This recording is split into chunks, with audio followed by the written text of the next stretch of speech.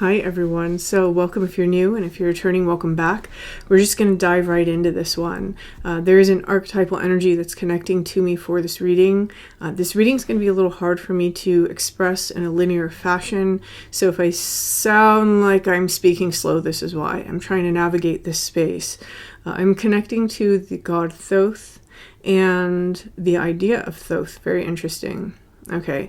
And it doesn't mean that you have to have experienced this. It doesn't mean that you have to see Thoth everywhere.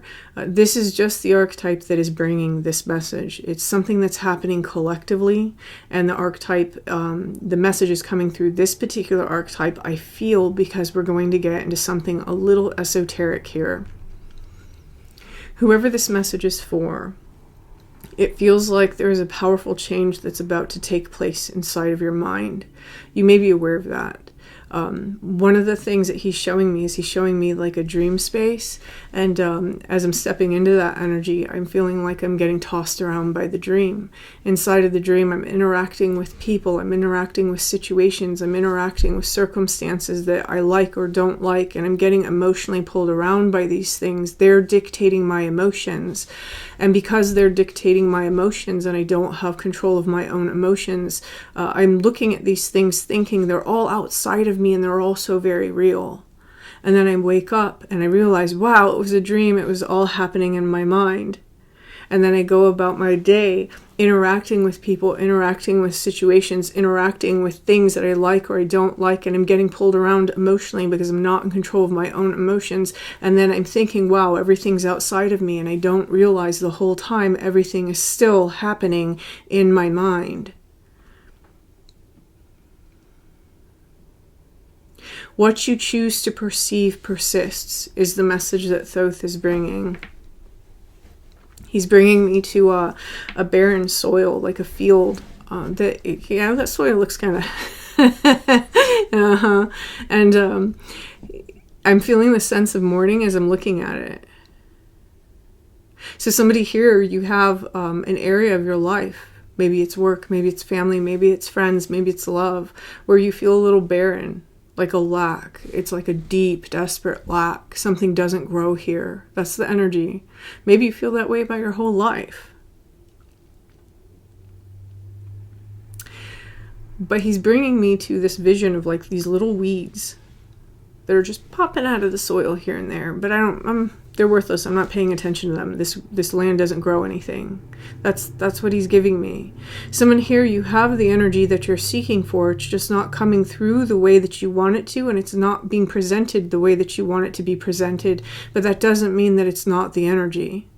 And so we have to cultivate that energy, if not in our 3D by interacting with it, then at least cultivating it inside. I know that this is in my life, right? In order for that to grow. The thing that the person standing on this field, this imagery, the thing that they don't realize is that those weeds grow and then they die and then they enrich the soil as they decompose. And so in that way, this barren land is actually the beginning. For someone here, whoever this collective is, that thing that you think is so barren in your life really means that there's opportunity and possibilities. And we're so focused on the lack, what we don't have inside that field, that we don't see that there's actually things at work in those spaces. Okay. Whoever this message is for, it feels like we've been working through our heart space. My heart's starting to feel kind of odd here. So I think we've been doing a lot of heart space work. We've been doing things with our boundaries. I do feel that whoever this message is for, you've kind of gotten into, at least to a measure, if not a lot, that idea of moving your mindset away from victim mentality and taking personal responsibility for the situations that you initiate, engage in, and stay in.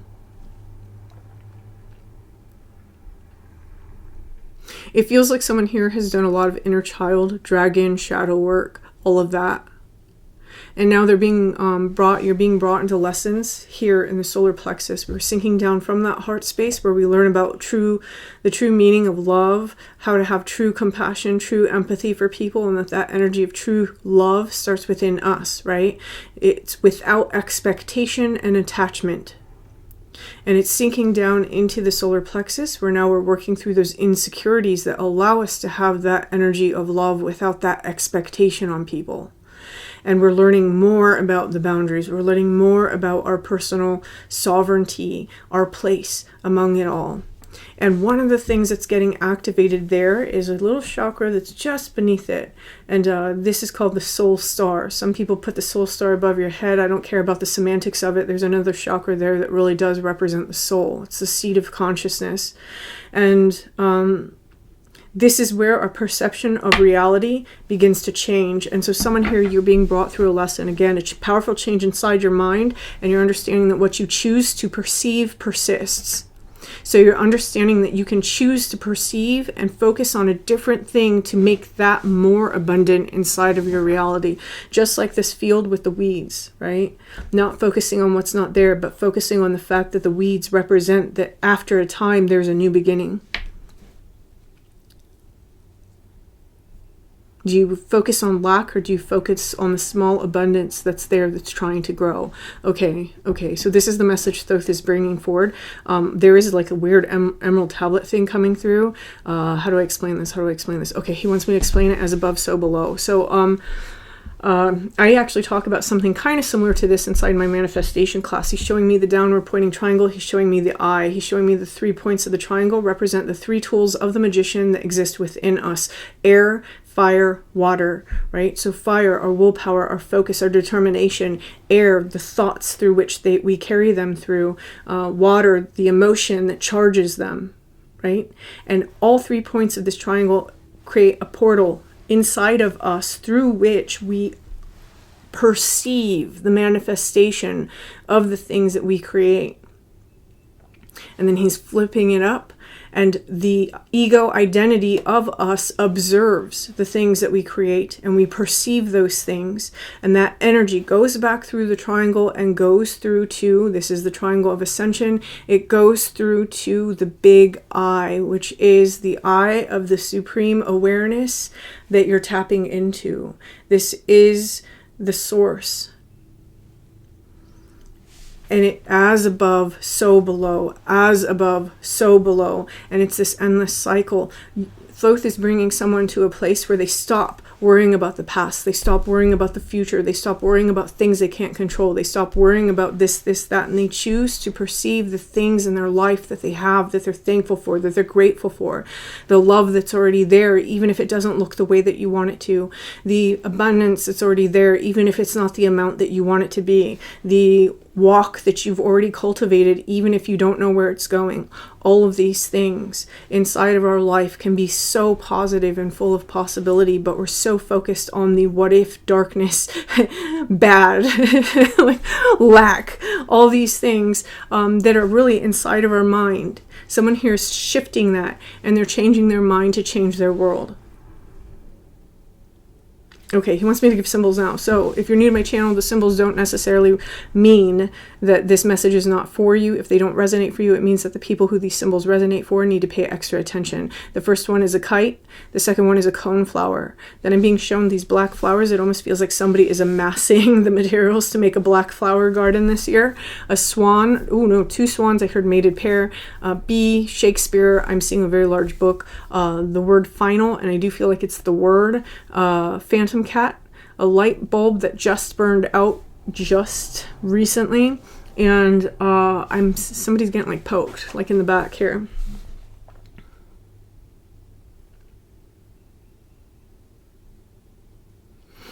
He's saying that this idea of the Supreme You is what we tap into when we're in alignment, when we release the feeling states of anxiety, of guilt, of shame, of worry, of all those, the blah, blah, blah, blah, blahs that we get so caught up inside the stream, and we allow ourselves to align. That is the state of being awake.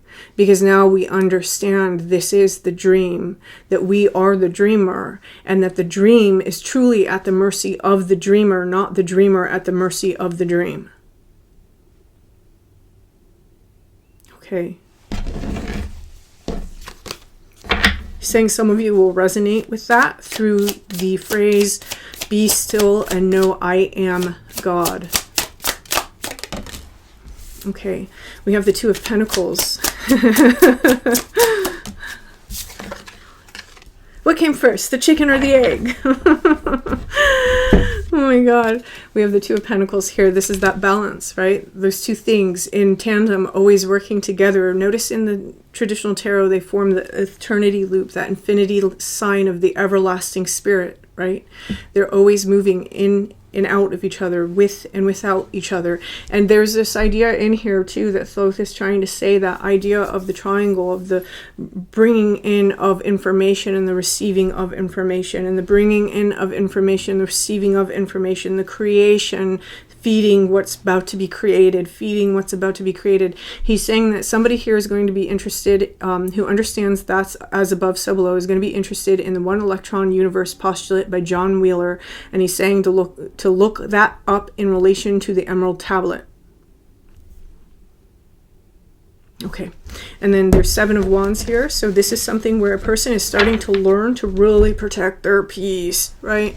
And that doesn't mean that you're avoiding things that make you uncomfortable. Obviously, uncomfortable situations are how we grow. They're what show us what needs to be healed still. But somebody here is standing their ground against people that want to chip away at them, against situations that aren't correct for them, against places where they don't want to get pulled into, right? This is where somebody is expressing their self-sovereignty, because it's very important that they stay inside of alignment. There's also something here that somebody is resisting in terms of letting something mentally go, right? This can be this Ten of Swords. I don't necessarily read that the way other readers do. Other readers will read it as it's the end, right? It's like a betrayal, and I actually see it as, obviously, it's the mental suit, right? This is where we put to rest this mental anguish of the 8 and 9 of Swords. Someone here is putting something to rest. It's like, all right, I've had enough of it already. I give up, right? Letting it go, letting it go. Sometimes we get so caught up in certain things that we don't even realize how we perpetuate those cycles. It's like, I don't know if you guys had this experience as a child, where as a child you cry over everything, and then at some point you realize that, oh, I don't have to keep crying, I'm just keeping crying because I was already crying. Do you know what I'm saying? Where it's like, oh yeah, I can stop doing this. And as you mature and as you grow, you stop, right? You don't just keep crying all day. And it's almost like that there are these thoughts that somebody is neurotically holding on to and obsessing over, and it's that realization of, oh, I don't actually have to do this, I can step back from this. So for some of you, this may even be linked into those lessons of that inner child, of how to be the adult for that inner child, rather than having that inner child be in control of all of this. Okay.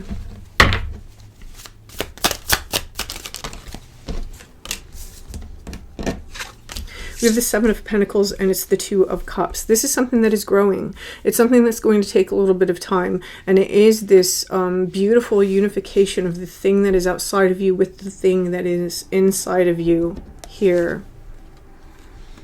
We have the Two of Cups, which represents partnership, the inner reality and the outer experience.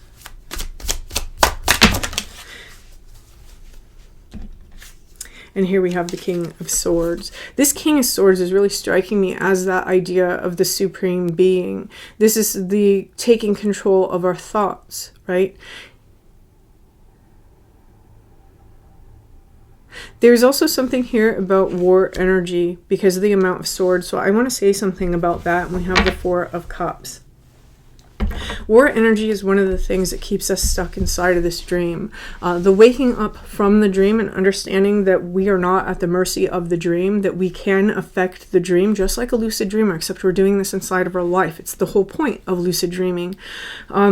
One of the things that's taking place here is that we're understanding that our thoughts are writing our reality. This is why Thoth is the one that's bringing this forward.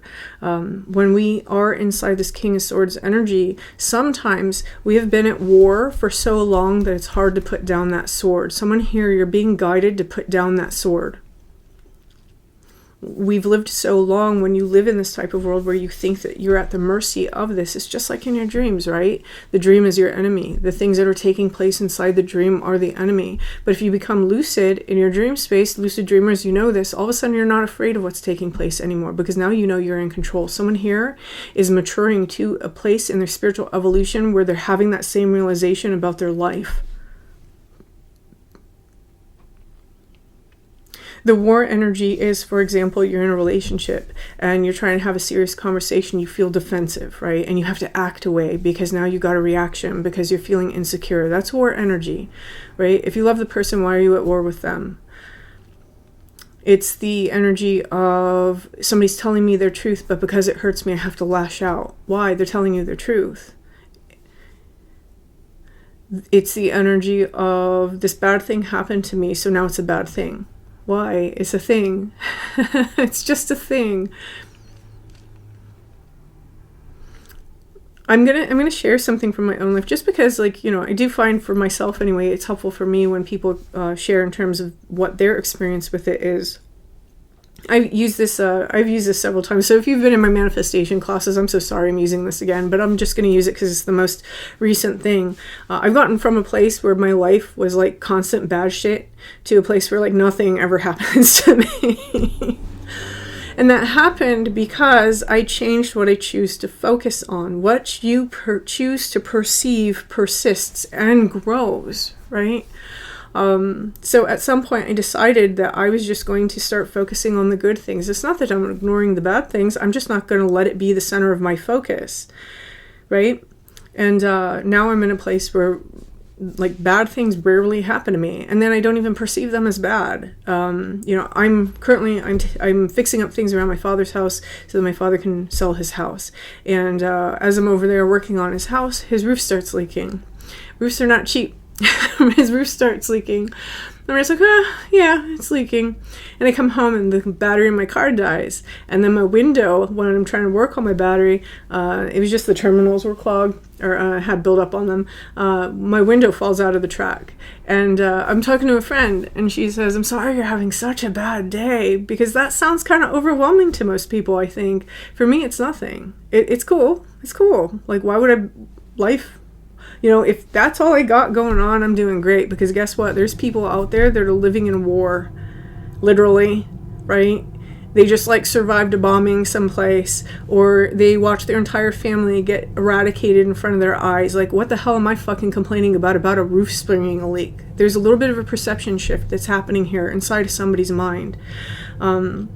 And this is why this card is coming out. This is the energy we may have perceived our reality in, right? The Four of Cups. Never quite good enough. When we can take the small things that are happening inside of our life and understand that these are good things, right? When we can start doing that, that's where things start to balance. The scales start to balance. And this is where we begin to really kind of be a badass. We have the Knight of Swords. The Knight of Swords, man, like, he can be a force of destruction, but he can go in and he can just slice things out of his life he doesn't like, and he goes in, he just rearranges everything. He makes way here for this Ace of Wands, a new focus. And I love that this Six of Cups is a mirror, because that's exactly what we're talking about here, using our emotions to mirror something. The Six of Cups shows a little boy who's giving a gift to a little girl, and it's making me think of this Two of Pentacles card. It's like the child version of them coming into, showing up with the universe in a state of innocence, not with a sword, saying, you're my friend and I trust that good things will happen now. This is a radical transformation that's taking place in somebody's life, and it's the reward for having healed yourself. This is where we come into a true union and partnership with the external reality, because guess what? You were never separate from the external reality to begin with. That's the illusion, right?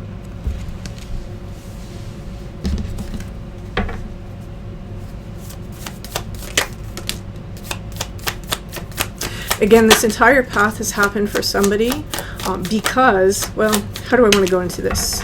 Okay, how do I want to go into this? Two things. One, this entire path has happened to somebody because, again, you had to get to a place where you could now handle the responsibility of being a conscious creator, right? This is the adventure. This is the spiritual adventure. This is the spiritual pilgrimage that all of our souls are on here. This is throwing me to that Hermit card, right? So that Hermit card, he has that star inside of his lantern, and the star is lighting the way for his entire journey. That star is the Merkaba star. It is the above and the below. He's on a journey to discover how these things interact and intermingle with each other. That card for me is my Thoth card, just because they represent that very philosophical quest for knowledge, understanding how things interact, energy. And that hermit leads us later, because of the work that he does through the story of the tarot. He leads us through the Temperance card, where the energies pour into the cup below and bring us through the gates of the devil, where we have to learn these karmic lessons into, if we learned them, the Star card, liberation.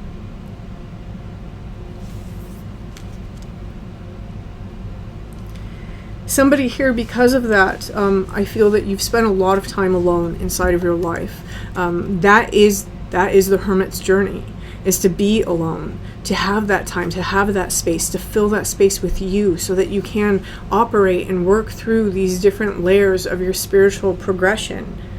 Here we have the botanist, parenthood, legacy. Some of you on this journey, you're changing, and this is information and evolution that you can share with your children, so that they don't have to struggle with the external reality the way that you did, right? You're able to help them build a paradigm that is a little different. For others of you, this is about the way that we are parenting ourself and cultivating ourself, how we're taking ourselves out of those victim states, and those states where we are at war because we're trying to find safety, we're trying to find comfort, we're trying to find love, we're trying to find security, and where we give those things to ourselves and bring ourselves out of that energy into a place where now we are acting as the adult inside of our life, where we are very balanced, right? This is the Two of Swords. And the Two of Swords is an energy where we are making sure that we are keeping ourselves safe. You guys hear me say that over and over. And it's not from an unhealthy protective space where, oh, I don't want to get involved in all these things because I'm afraid. There isn't fear here. Because this individual, whoever I'm speaking to, you are being brought to a place where you know you can keep yourself safe. There is no fear there. Here, one of the things that I'm seeing is this Wheel of Fortune. This is the whole crux, the whole point of this reading. I want to point out, we discussed here, he brought up the triangle. And so the triangle has the 3 points, the fire, the air, the water, right? And inside the middle is created earth, our I of our ego, identity, self, having this earth experience. We see the same thing here. We see these 3 alchemical symbols in the middle of the Wheel of Fortune. And this is salt, sulfur, mercury. This 4th symbol here, it is the same symbol for the sign of Aquarius. Again, the star card, liberation. Inside of alchemy, this is the process of dissolution, right? The breaking down of things, the breaking down of the structure. So there's something here where this change inside of ourselves, the rigidity and the structure of the occurrences of our everyday life start to break it down and become malleable. And we understand that we can build them up now in the way that we desire. This is one of the superpowers of the High Priestess. The High Priestess is in alignment with her supreme being. Here we see that moon imagery. She also traditionally has the pomegranates behind her, which can be a symbol of Persephone, but those pomegranates are about abundance, right? This is why the emperor holds a golden pomegranate. It goes back to some ancient deities. If you're interested in that, I have a whole major arcana series on that inside my channel memberships. It's a little bit beyond the scope of this reading, but this is the energy that we're getting into. The High Priestess has another superpower. Whenever things happen around her, she doesn't get caught up in them, right? She maintains that balance. She takes that step back and she observes. Someone here is learning to move from being in the experience to observing the experience. And we're not talking in like an unhealthy, disassociated way. It's coming from a place of true strength and power. Also a place of trust in the self, right?